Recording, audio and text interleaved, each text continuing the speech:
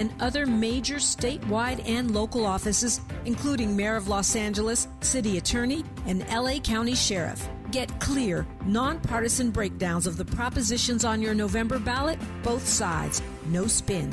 And ask your questions directly, in real conversation, face to face. California Voices is brought to you by KBLA Talk 1580 and the Empowerment Congress, giving you the information you need before you vote.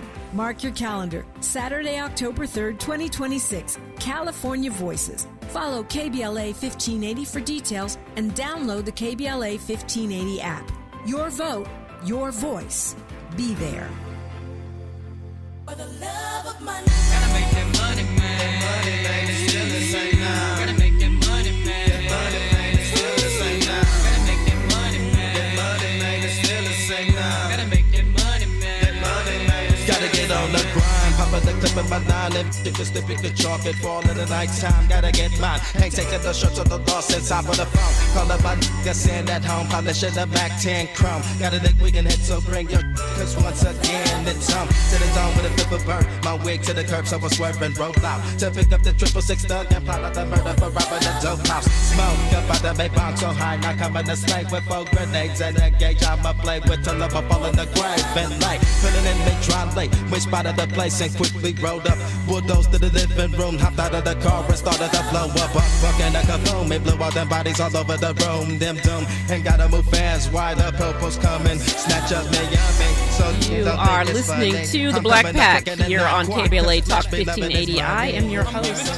Adrianne Shropshire, and Andy and I are doing a little throwback to our conversation earlier in the show when Andy was talking about the folks who are showing up to these Trump 250, America 250 events, and apparently, Andy, they are doing it for the love of money, because what other reason would you find yourself sitting on the south lawn of the White House at a UFC fight with UFC fighters who from the stage or from the ring say incredibly racist things about the first lady, the former first lady of the United States. And it wasn't like they just started saying those things that night. They've been saying them. So if you show up, you know what you're showing up to. I also think that they're not in support of what's being said. They're just getting the bag. I get it, but at some point, we're at that point in American history where associating yourself with that is literally selling out your people. So, people got to make a choice. Harriet tried to make choices for people, is all I'm saying. She said, we come with us or stay, and I guess these people are staying. I think if you're not in a political position, if you're not in the community fighting, if you're an entertainer for that matter, I am not putting any faith in you for any type of political movement, if that makes sense. Sure. You know what I'm saying? Mm-hmm. If you're, everybody didn't march in Selma, yes. If you are a politician, then I completely get what you're saying, 100%. But a lot of these entertainers and athletes, not saying that you're outraged, but I know that there's an outrage from everybody. Like, how could you go to this event? Yeah. And I'm just like, why are we putting that type of energy on these individuals that are not political in nature? Yeah, I hear you. I agree with that, right? It's to a degree, but to a point. Again, we have passed the danger zone in America right now, and folks need to be held accountable. So calling them out might not make them change their ways, but you're not gonna just do stuff under the cover of darkness and act like we didn't see you. We did see you, and so we're gonna call you out. And I don't think people have to be politicians to be standing up and saying, hey, we're not associating ourselves with Klan rallies. We're not associating ourselves with Klan rallies in 2026 in America, black man. We're not doing that. But people are going to do what they're going to do. I get it, right? But people are going to get called out for it. We're not acting like we don't see stuff when we see it. So what? I know we play Bone Thugs and Harmony and whatnot, but just on the topic of hip hop, I'm sure you heard about Jay-Z. And Target. I'm sure you're upset with Jay-Z about that as well too. Well, I haven't been to a Target in a while, so we were also boycotting the NFL, and then Jay-Z. So I I will leave it at that. Anoa, I want to welcome you into me and Andy's show. I love it. I love hearing Andy get on the mic. Well, we are. So thank you, Anoa, for joining. We are going to talk about the news, some of which Andy and I just talked about in terms of what is happening in our nation's capital right now, with the spectacle that is Freedom 250 and the Trump administration's attempt to celebrate a terrible, failing attempt to celebrate the nation's 250 year anniversary. But we have been, you and I have been, I feel like over the last couple of weeks, really just like, oh, the news is crazy. The news is crazy. Let's talk about it, right? Because there's so many things that are important for people, and you and I included, to keep up on. So I always start by asking you, what is the most bonkers thing that happened this week? I mean, definitely hands down, the ICE agents showing up to a poll worker in New York because of a post that she had several months ago during the election, right? I think, for folks like this woman, she has a big following on like TikTok and some other platforms, but she also does specific duty as a poll worker in her community. And ICE agents, they're like, oh, we went to your house, and so now we're here. And they claim that she doxed an agent. And there are so many different ways, if it's something that happened like January or February, whenever it was, that could have been handled. There's definitely the double, thing there by showing up as federal agents at a polling location. Right. I was going to say that. State. Yes. That's the thing, right? Like they went to a polling location to say to this woman, we don't like what you're putting on your social media. That's where we are now. And it takes agents to do that, right? Can't send a certified letter. Right. You can't. Like she said, she had a voice. She did have a voicemail, right, from a New Jersey number, which is also, it's been happening in New Jersey too.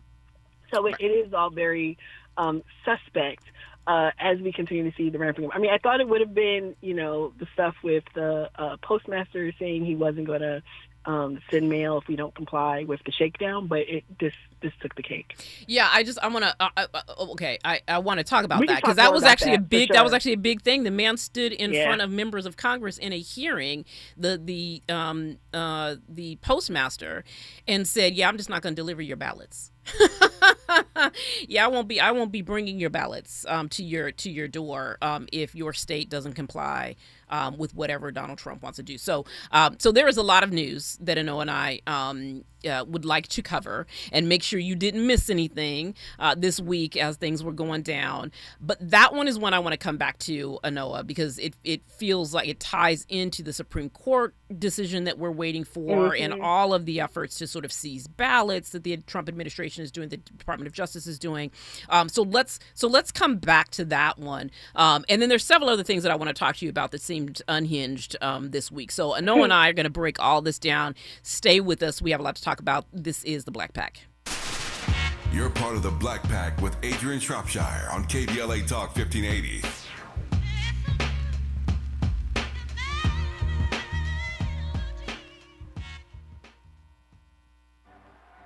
It's game day. Are your moderate to severe Crohn's disease or ulcerative colitis symptoms keeping you from the action? Skyrizi, risankizumab Riza, could help you get back to the game. Skyrizi is proven to help people feel significant symptom relief, achieve remission, and visibly improve damage of the intestinal lining. Skyrizi is a prescription injection medicine for adults. Don't use if allergic to Skyrizi. Serious allergic reactions, increased infections, or lower ability to fight them may occur. Before treatment, get checked for infections and tuberculosis. Tell your doctor about any flu-like symptoms or vaccines. Liver problems leading to hospitalization may occur when treated for Crohn's or ulcerative colitis. Control is everything to me. Ask your doctor about Skyrizi, the #1 prescribed biologic in Crohn's and ulcerative colitis combined. Learn more at skyrizi.com or 1-866-SKYRIZI. KBLA Talk 1580. We've got a lot to talk about. KBLA Talk 1580, connecting you with services and solutions. 10 Toes In serves as a mentorship and domestic violence prevention program. They support, educate, and empower couples during and after incarceration. They assist male returning citizens to re-enter society successfully and to help them maintain a healthy relationship with their romantic partner. They offer a mentorship support group for formerly incarcerated men. 10 Toes In teaches its Intimate Relationships 101 curriculum at male prisons throughout the state of California. They host sister support group meetings for women who are intimately involved with incarcerated and formerly incarcerated men. 10 Toes In is a 501c3 nonprofit organization. To access their services or make a donation, please visit them online at 10toesin.org or find them on Facebook or Instagram. They are healing lives through relationships. This is a community call to action from KBLA Talk 1580. Wishing happy birthday to KBLA. 5 years old, yeah, with more that's coming your way. Congratulations, come on y'all, let's celebrate. Happy birthday to KBLA. Look, 5 years deep and we're still going up. Built it from the ground, now the real, no one else. Real talk on the air, then the truth get heard. Every day the proof getting served. He had a vision and he stayed with the plan. Now they tapped in from the beach to the land. Never back down, 7 days of the week, still going up now. We 5 years deep. Wishing happy birthday to KBLA. Tommy smiling, you did it with 5 years today. Congratulations, come on y'all, let's celebrate. Happy birthday to KBLA.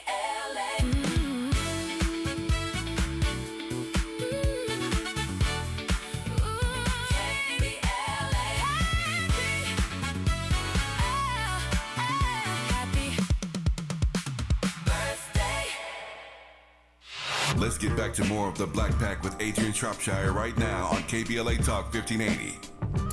You are listening to the Black Pack, and we are joined by Anoa Changapek talking about the news this week and everything that has been moving, both the hard and terrible things and also the kind of comical things that I want to get to. Comical, but not funny, Anoa, because the stuff is dangerous.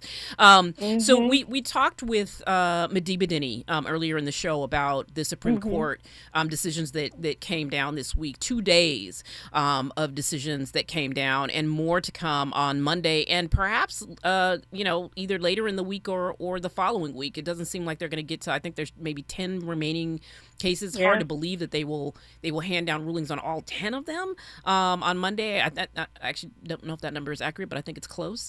That was happening, and at the same time, one of the cases that will be coming down is this case about whether or not mail ballots that are received after Election Day can be counted.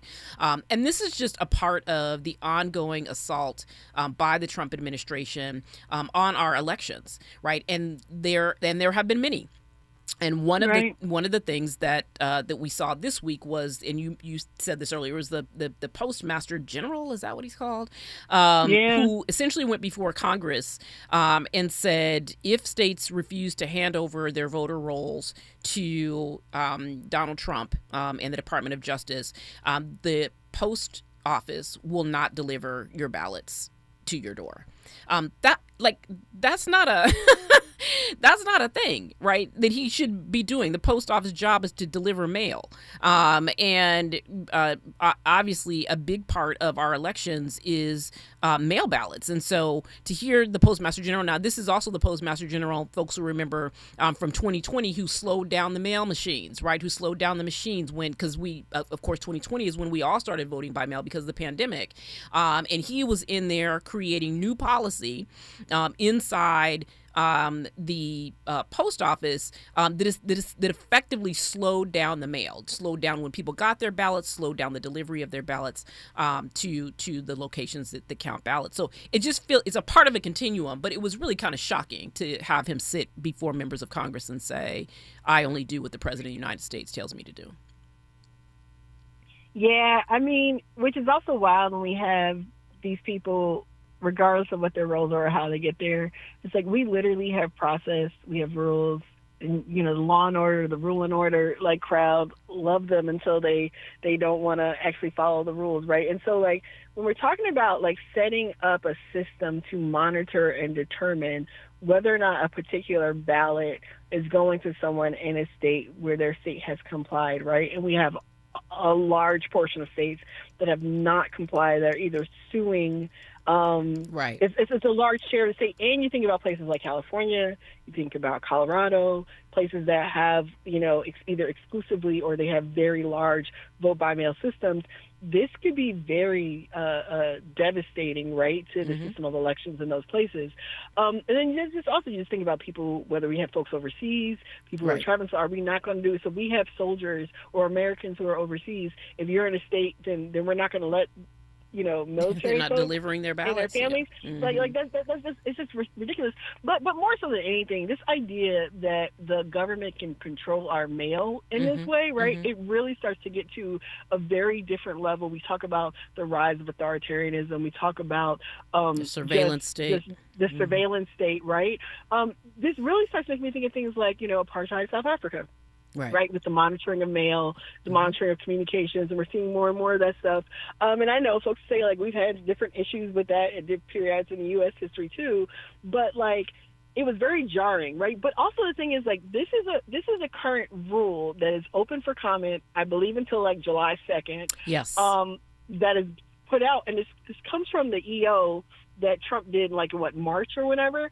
But so a federal judge has struck down the EO. That's right. Right. At least for right now. But so to still have, with a full-throated chest, say to members of Congress that, this is what we're doing, given also the challenges that have been happening around the voter rolls. I can't remember if it was the Brennan Center or what organization sued also the DOJ this week, I think it was, around whether or not they're actually keeping lists, voter files and lists on people, right? To just doing their own tracking. So there's so much that's happening right now that I know there's so much that we're all tracking and mapping, but this is very serious and real, and is not just about, Democrats are thinking this or don't want this. It's where this is being taken to with this administration is very concerning. Yeah. And it is so much further than anything he tried to do in 2020. Right. And we had one other nothing's bizarre anymore. I was about to say bizarre, but it really isn't. So Congress is non-functional, right? It is completely capable of passing legislation in any real way. Apparently, Mike Johnson works for Donald Trump, right? He is not, whatever he said this week, he does not run a separate branch of government. He has abdicated all responsibility and handed all authority for the United States Congress over to Donald Trump. That said, they did get something done this week. They got two things done this week, actually. That were policies for the American people. They passed a housing bill that would have made it easier for first-time home buyers to purchase homes, and it was bipartisan, right? It passed both in the Senate, and then it passed in the House. For real bipartisan, a good majority bipartisan. Right, exactly. Not just two people, right? For real bipartisan. Right. It was really, I think, Republicans' effort to say to their constituents, because their constituents are suffering under these high costs as well. Yeah. So they're trying to say to their constituents, we can get something done, and look, we can work with Democrats even to get these things done.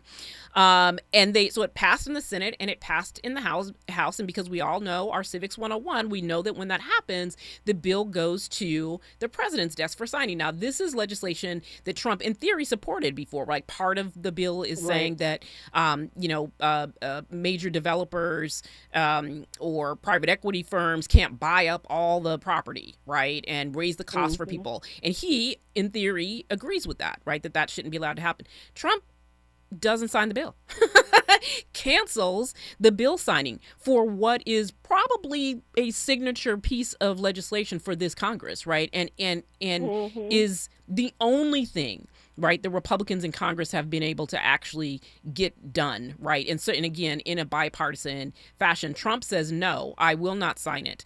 And I'm not going to sign it because you all haven't passed the SAVE Act. Now, we talked about the SAVE Act on here before, but this is another one of Trump's attempts to control our elections. This is the one that says, among other things, that you have to have documentary proof of citizenship, right? And we know why this is problematic, right? It's because people don't have those documents. People don't have their passports, or don't have passports at all, right? People don't have birth certificates.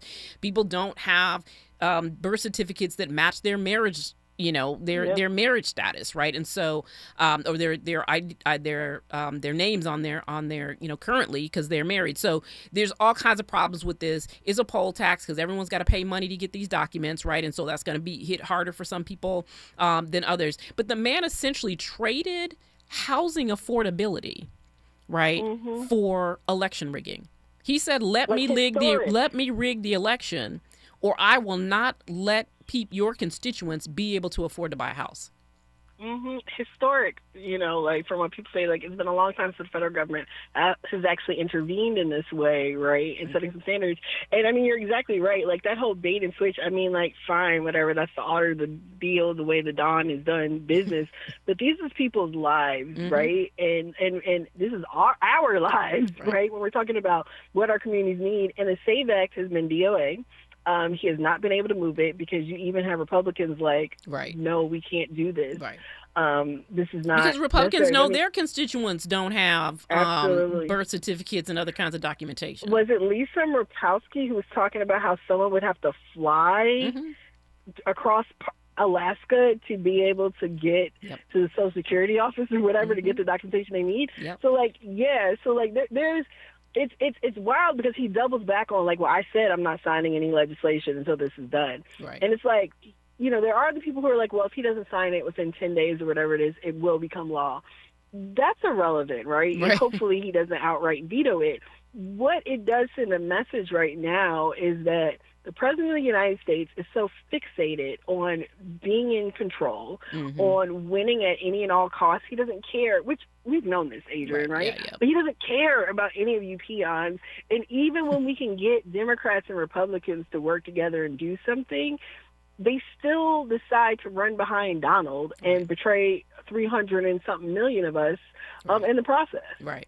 And so that is also the case with the War Powers Act, right? So last week, the House, 4 members of the House, I don't want to give too much credit to the overall, Republican caucus in the House, but 4 members of the House sided with Democrats and said, no, we have to stop Donald Trump's warmongering. Like we need a War Powers Act.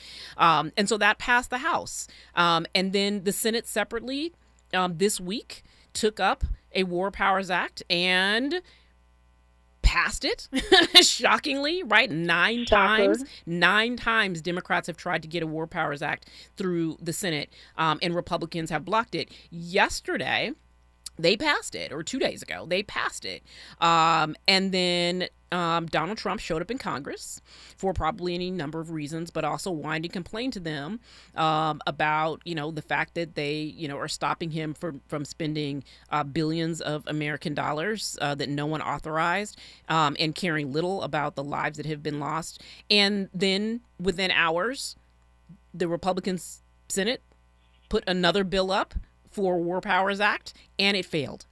Right. So all of this is not like, none of these are binding anyway. Right. They are symbolic, but they do send a message to the executive branch and to the American people saying that what is happening is not okay and we don't authorize it.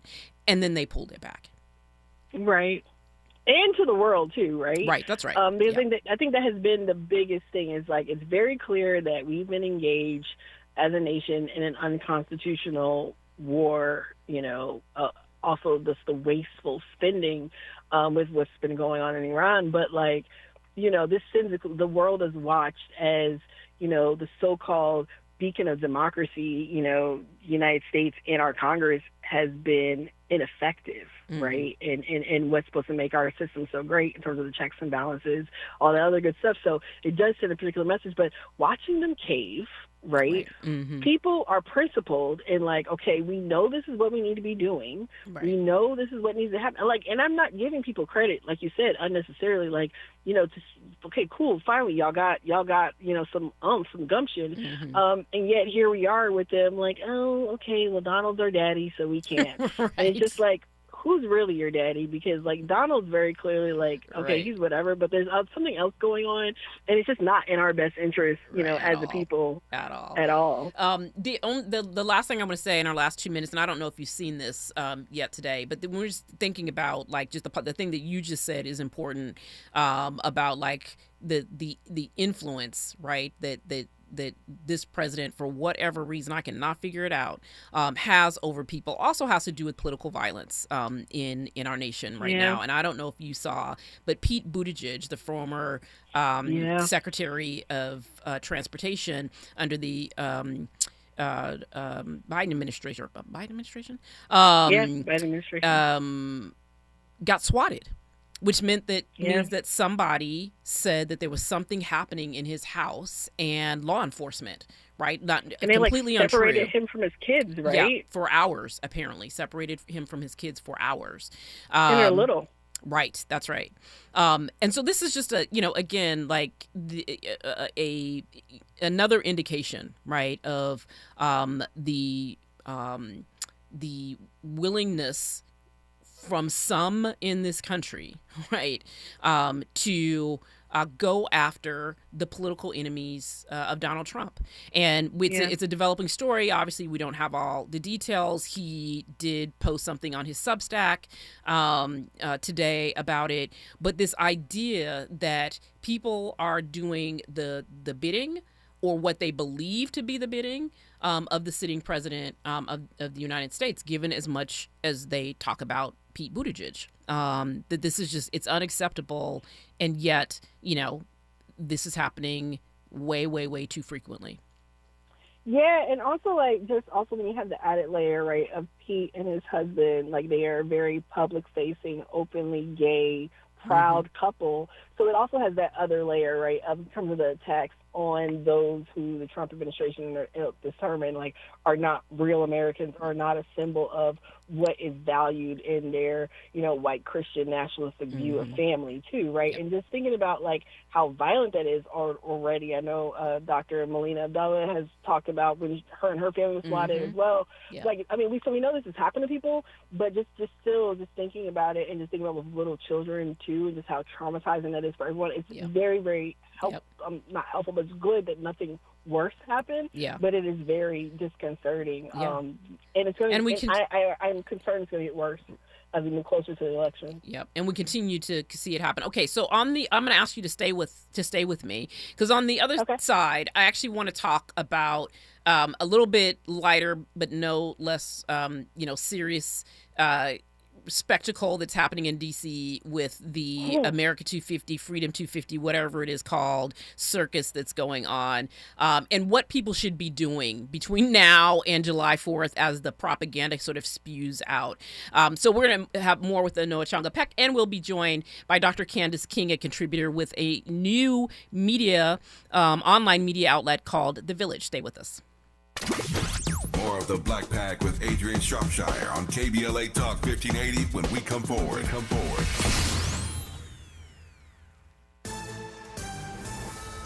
I'm Mike Island with BIN News Now.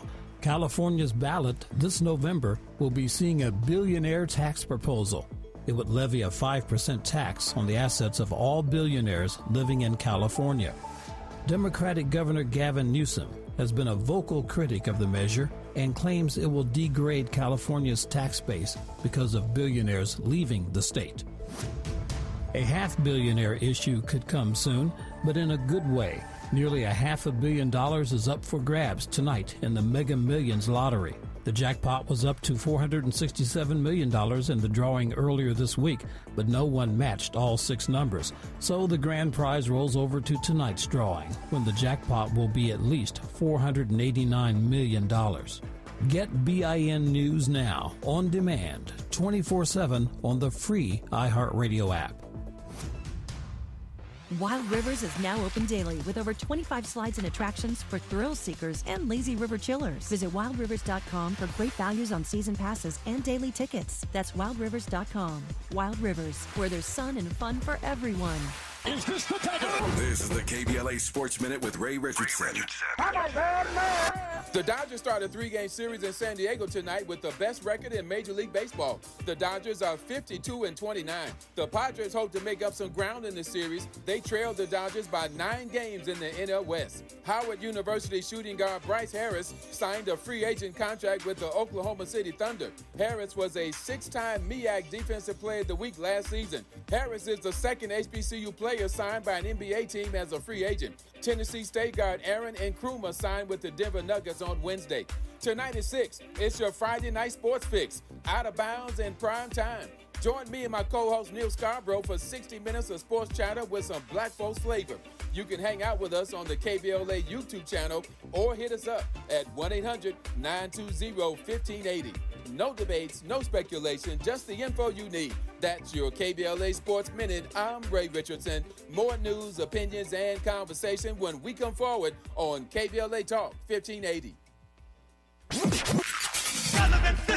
You have something to say, and we want to hear it. KBLA Talk 1580 is engagement radio, not outrage radio. A place where your hopes, your frustrations, and your ideas are welcome 24 hours a day, 7 days a week. Real talk, real people, real Los Angeles. KBLA Talk 1580, the station that sounds like the city looks. Tune in on your AM radio dial at 1580. Download our free KBLA 1580 app or listen live on our website at KBLA1580.com. Unapologetically progressive.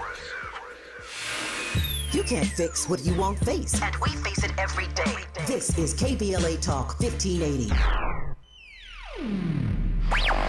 All I need is one mic. With a KBLA Talk 1580 editorial, I'm Tavish Smiley. Some interesting developments as it relates to Destination Crenshaw, or Procrastination Crenshaw, as it's known around these parts. So, just north of us on Crenshaw Boulevard in the 10th Council District, there's a black-owned restaurant called The District. Apparently, the restaurant is in some sort of legal dispute with the landlord, and it's gotten pretty ugly.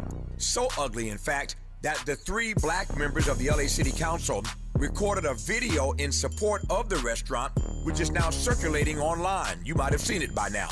To be clear, here at KBLA, we have nothing but love for Council members Heather Hutt and Curran D. Price Jr., who have been real champions for this particular black-owned and operated business, even though KBLA does not sit in either of their council districts.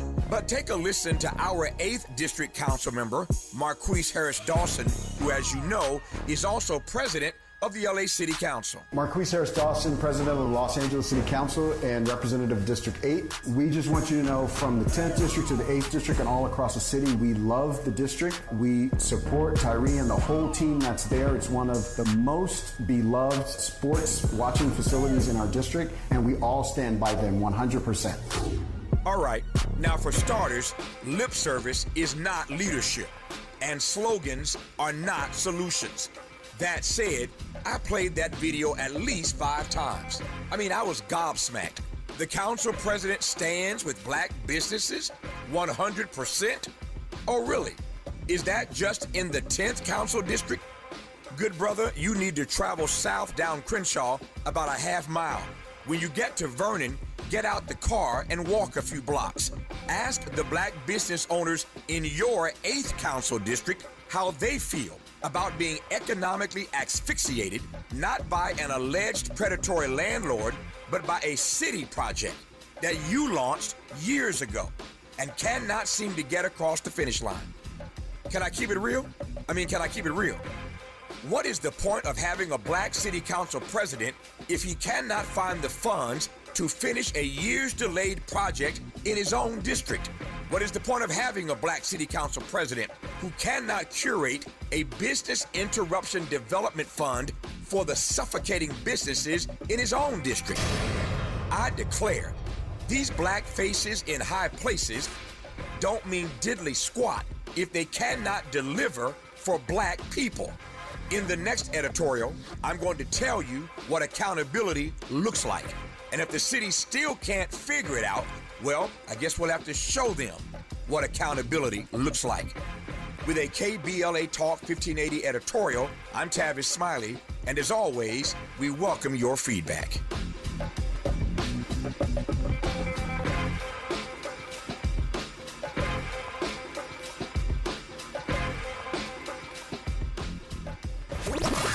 You're inside the Black Pack with Adrianne Shropshire on KBLA Talk 1580.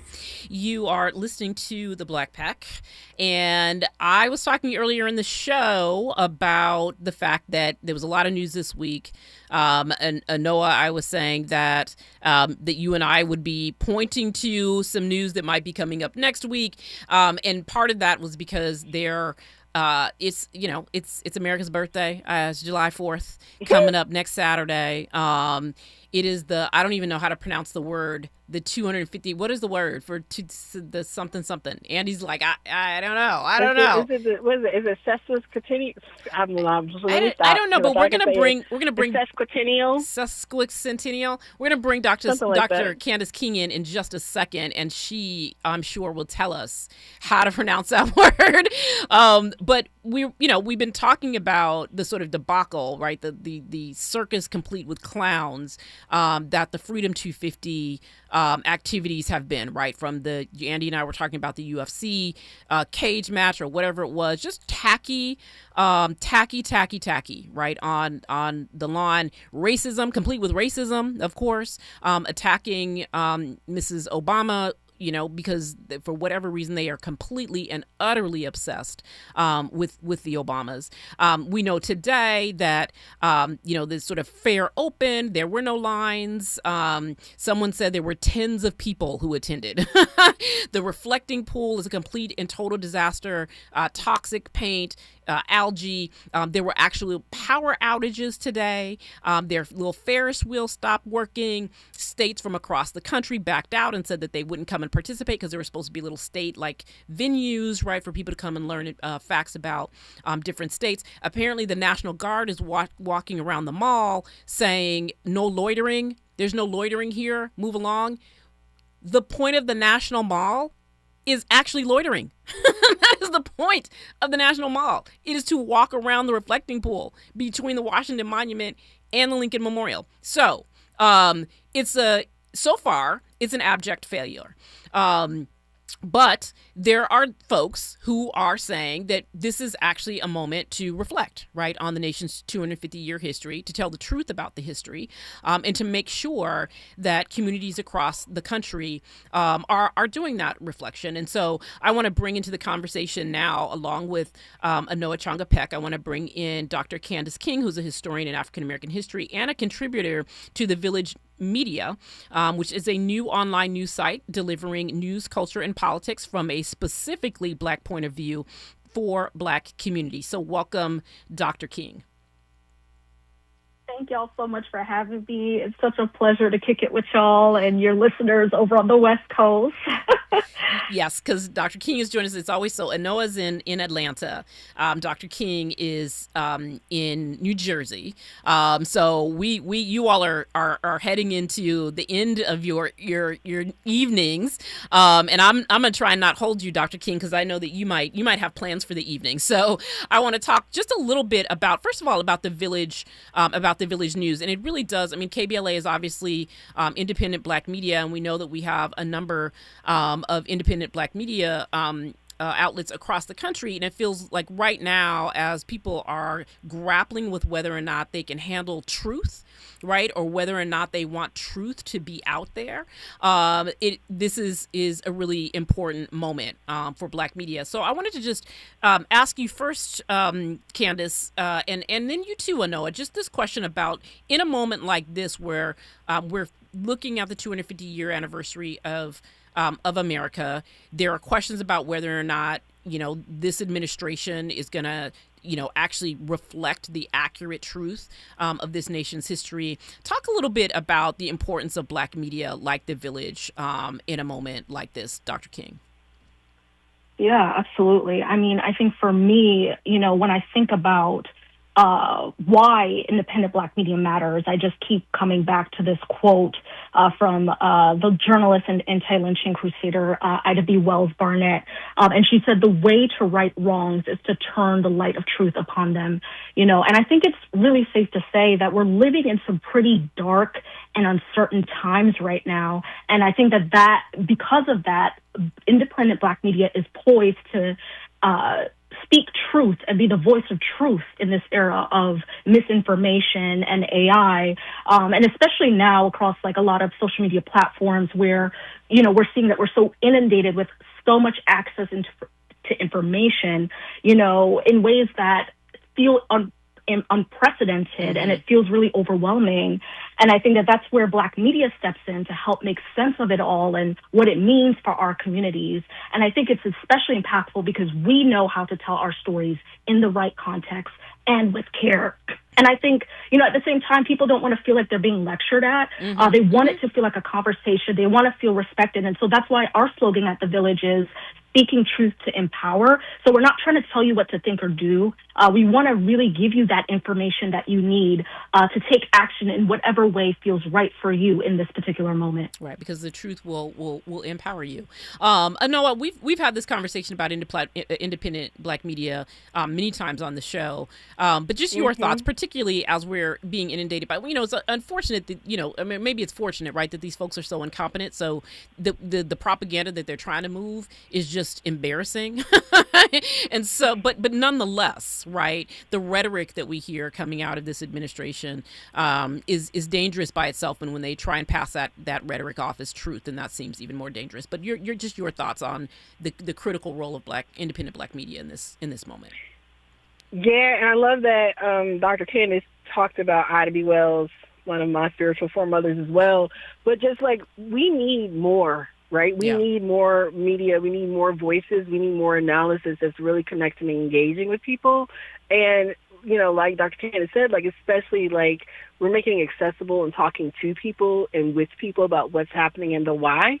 And then, I can imagine the Village will be cultivating and bringing in, conversations and people similar like we do here on the Black Pack that are really like in the trenches, getting real about what are the opportunities in this moment too, right? Because yes, it gets crazy. What I do appreciate, Adrianne, about the guests you bring on is that folks also come with solutions. They come with grounding and analysis to help us weather, because we've weathered these storms before, and unfortunately we'll probably have to do it again. But there's a lot for us to pull on, and the Black media, the Black press has a very a storied history and continuing to do that. So it's great to hear about a new outlet adding its hat in the ring. So, Dr. Candace, tell us a little bit about it. So Noah talked about, people come on into the Black Pack anyway with solutions. How do we respond, right? And one of the things that the Village is doing is putting together actually a response to Freedom 250 or whatever it's called. I've heard Freedom 250. I've heard America 250. Whatever it is a whitewashed, sanitized version of what this administration wants America to be. And so the Village is actually putting out a response to that called Black 250, BLK 250. Talk a little bit about why that response felt necessary. Yeah, absolutely. I think for us, Black 250 is doing two things at once, right? It's speaking back to those reductive narratives of Freedom 250, and it's also an affirmation in spite of it. Right now, we're seeing an attempt, as you mentioned, from the current administration to not only erase, but also revise history in one of the most just deplorable ways. We're seeing this in them trying to get rid of exhibits depicting African-American history at national parks, and they're doing it again with Freedom 250. And so what we're trying to do is speak back to that and have this counter narrative that actually tells the truth about what happened and also why Black history is central to that narrative. And at the same time, I think that we're also trying to affirm that we are here. We are part of this story. We are the center of this story. At the Mississippi Day of Action in May, we actually sat down with Dr. Eddie Glaude, and folks can check out that interview that we did on Instagram at The Village Media. And in his new book, we talked about it, and he makes this point that at every anniversary, every retelling of the nation's history, it's a way of them trying to grapple with Black history. And so in many ways, I see Black 250, what we're doing, as saying that we are not a footnote in the American story. We are deep central to it, and we will not accept the narrative that they are trying to push out on us. So thank you so much for that. So when we come forward, I want to talk a little bit about what the Village Black 250 program is going to be offering. I mean, I think this is an important moment for people, again, to, be reflecting certainly about what is America, right? But also be in conversation about what is the next 250. And I know that that's a part of what the Village is trying to put forward too, or trying to facilitate such a conversation. So more with Dr. Candace King and Anoa Changapek when we come forward. Stay with us. You're part of the Black Pack with Adrianne Shropshire on KBLA Talk 1580.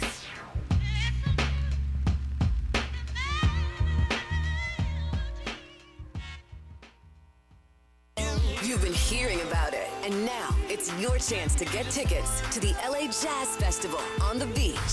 Saturday, August 22nd, party on the stand with Janelle Monáe, Charlie Wilson, and Parliament Funkadelic.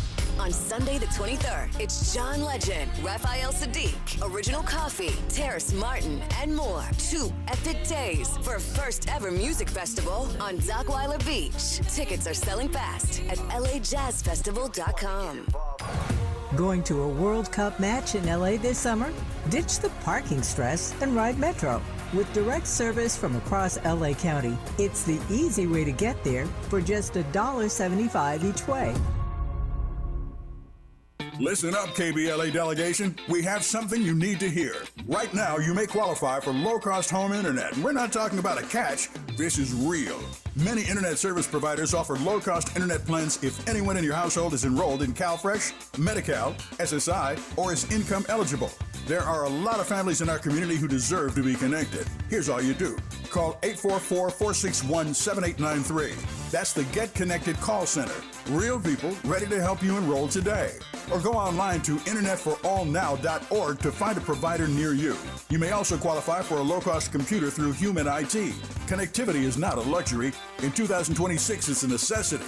And you deserve access just like everybody else. Call 844-461-7893. That's 844-461-7893. KBLA's got you. If you missed any of this, you can always go to our website at KBLA1580.com. Brought to you by KBLA Talk 1580 in partnership with the California Emerging Technology Fund, CETF.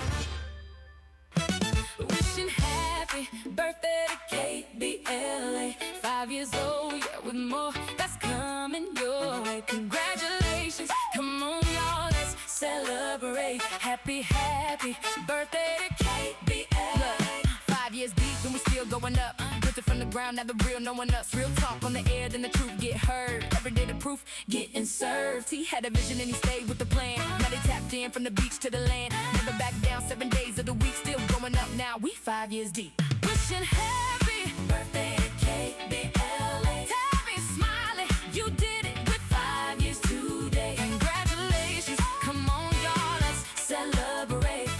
Happy birthday to KBLA.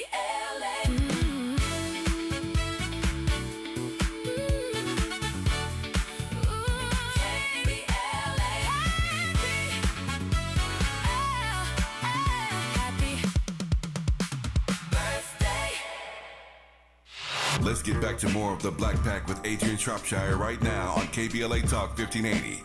You are listening to the Black Pack here on KBLA Talk 1580, and I'm listening to the birthday song, Andy, and one thinking that like it's black media, the Black Media Company, 5 years old, and also that kind of means I think that maybe the Black Pack is 2 years old. I think the Black Pack, is that right, Anoa? I feel like it might be. It's 2020, June of 2024. Yeah. Thank you. So we are, Anoa and I are joined by Dr. Candace King, who is a contributor with the Village News Media, a new online news site delivering news, culture, and politics from a Black point of view for Black communities. So I know that you had a question for Dr. King about the new Black 250 project. Yeah, Dr. King, super excited to hear more about just Black 250, the rollout, just like what are y'all thinking? When is it rolling out? And then what are y'all thinking in terms of like the coverage and what are the offerings as a part of that?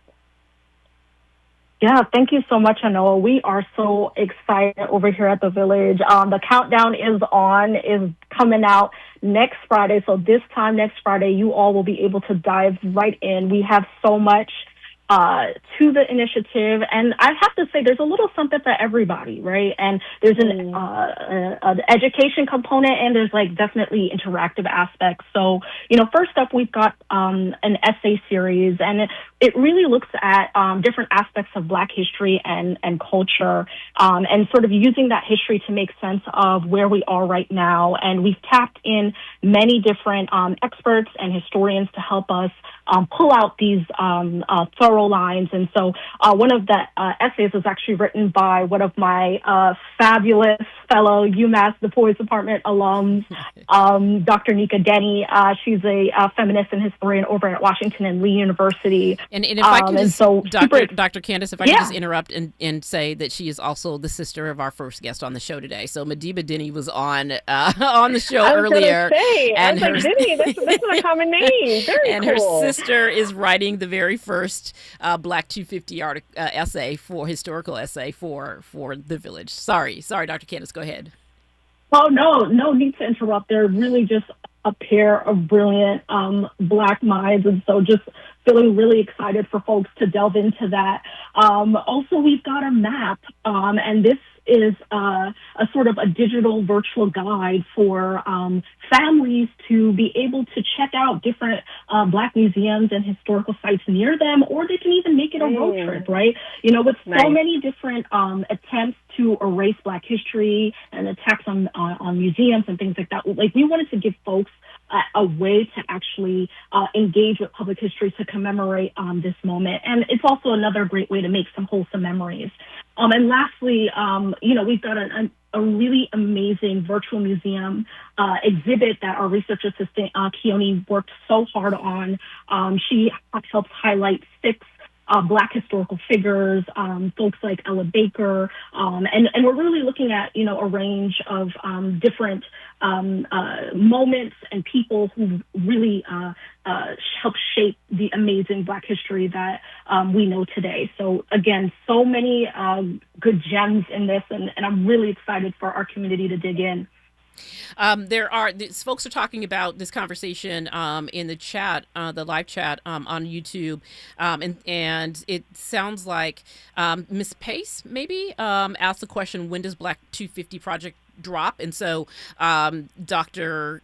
Candace said it will drop next Friday, July 3rd. So folks will be able to go to it and get all the great offerings that Dr. Candace just talked about, the virtual map, so you can plan out what historical sites and Black museums you're going to go to learn during this period of time. You can check out the virtual museum if you can't get to one. And there's going to be these great essays. There's going to be some historical essays. Dr. Candace, tell us where folks can find the Village, though, right now. Yeah, absolutely. You can find us everywhere. We are everywhere. We're on YouTube. We're on TikTok. We are on Instagram. We're on Threads. We're on Facebook. And so if you don't even remember, July 3rd, although you should be marking your calendars now, we're actually going to be, reminding you. So please be sure to follow us on any of those platforms. We have so much in store for you guys this summer. It's going to be a real treat. That's great, and so folks can find the Village on Instagram right now, on YouTube, on Threads, etc., Facebook. So one of the other questions that I had for you, Dr. King, really was about you laid out kind of the offerings, right? Like, people are going to be able to go, and there'll be a virtual museum, and there'll be all these things. But it seems like you all at the Village, through this Black 250 initiative, are trying to lift up a set of stories, right? And so talk about that process, how you all thought about what are the stories that in this moment are important to lift up. Yeah. I think, for us, we were really trying to lift up the untold stories, those unforgotten moments in Black history, the ones that we take for granted, the ones that the administration tried to silence or erase. And so, in the virtual museum, for example, folks can meet people like Blanche K. Bruce, who was the first Black U.S. Senator. Folks can also, in that same exhibit, revisit stories from the 1st Rhode Island Regiment. And they were one of the first integrated fighting forces in this country. And they were fighting for freedom before the country would even recognize their own, right? And so these were such incredible figures and moments in history that we don't often that doesn't often get the spotlight, and in one of our essays, for example, too, we revisit Reconstruction to help make sense of this current moment where voting rights is under attack with redistricting. And so I think that, more than revisiting the history, I think we're trying to also show that there's a lot of different lessons and gems that the freedom fighters and civil rights leaders before us left us that we can learn from if we revisit and pay attention to them. And also, too, it's a way for us to recognize that this is also worth celebrating as well, right? Yes, we're in a moment where we're fighting, but also we should celebrate our resilience and our innovation.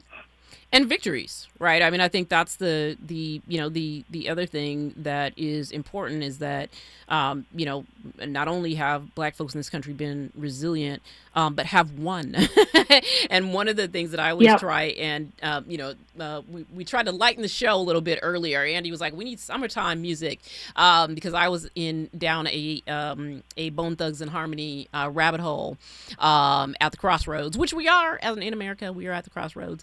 But we often don't talk about the fact that, Black people have been central to every critical moment of transformation in America's history. We have perfected or helped to perfect this union, and we should acknowledge that. Like, we actually do. This isn't, I think that oftentimes, we can sort of look back on all of the things that the sort of America's dark past, right, which is true, and a thing that, shining light seems to make some people, run from.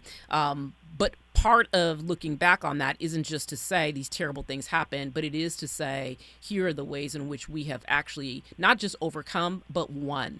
And so that's what feels important to me about the project that is happening at the Village and with Black 250. Noah, did you have another? No, absolutely, Adrianne. Mm-hmm. Noah, did you have another quick question? I think we got about a minute. No, You're just taking it all in?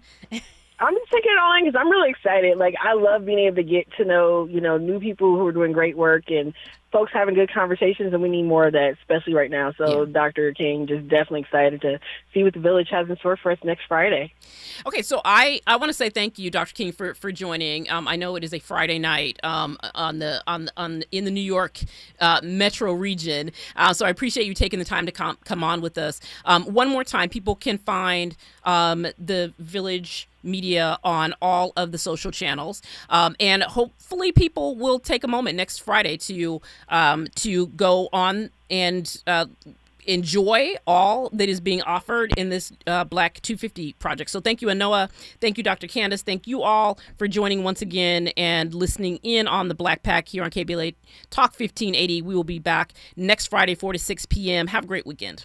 KBLA 1580 Santa Monica. I'm Mike Island with BIN News Now. California's ballot this November will be seeing a billionaire tax proposal. It would levy a 5% tax on the assets of all billionaires living in California. Democratic Governor Gavin Newsom has been a vocal critic of the measure and claims it will degrade California's tax base because of billionaires leaving the state.